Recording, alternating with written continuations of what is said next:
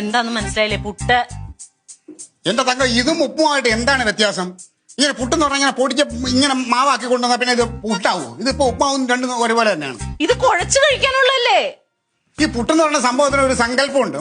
മനസ്സിൽ നിന്ന് ഒരുപാട് പ്രതീക്ഷിച്ചു. പുട്ടാണെന്ന് പറഞ്ഞപ്പോൾ വിചാരിച്ച ആ പുട്ടുകുറ്റിന്ന് ഇങ്ങനെ ഇറങ്ങി വരുന്ന പുട്ട് ഒരു മുഴുവനോട് ഒരു പ്ലേറ്റ് ഇരിക്കുമ്പോൾ അതിന്റെ തേങ്ങയും അതിൽ കുറേ തേങ്ങയൊക്കെ ആദ്യം തിന്ന് പിന്നെ ആ പുട്ട് അതിൽ നിന്ന് പിച്ച് തിന്ന് ഇത് പൊടിച്ചിട്ട് എങ്ങനെ പുട്ടാവണത്? ഇത് എന്താടി ക്ലീറ്റോടെ അടി പറയുന്നത്? ഇത് പിള്ളേരൊക്കെ തിന്നണോക്കെ. ഞാൻ പുറത്തുനിന്ന് എല്ലാം കഴിച്ചോളാം. വേണ്ട വേണ്ട, ഒരെണ്ണം കുറ്റിയിലിരിപ്പുണ്ട്. ഇനി ഇതിൽ ഇത്തിരി പഞ്ചസാരയോ കറിയോ അങ്ങോട്ട് പൊട്ടിച്ച്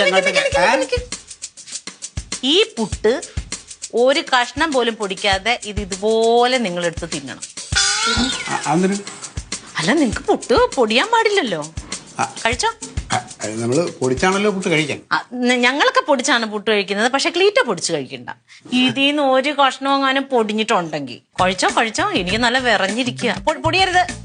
ആ, നിങ്ങൾക്ക് പപ്പടവും വേണ്ട ഒന്നും വേണ്ട. കുറ്റി അങ്ങനെ തന്നെ ഇരുന്ന് കഴിച്ചങ്ങ് തിന്നു. നല്ല വികാരം ഉണ്ടോ പുട്ടിന്റെ? ഉണ്ടല്ലോ. വെള്ളോ? വെള്ളം ഞാൻ തരാം. പക്ഷെ ഇതിന്ന് ഒരു തരി പോലും പൊടിയരുത്. നോക്കിക്കോണം കേട്ടാ.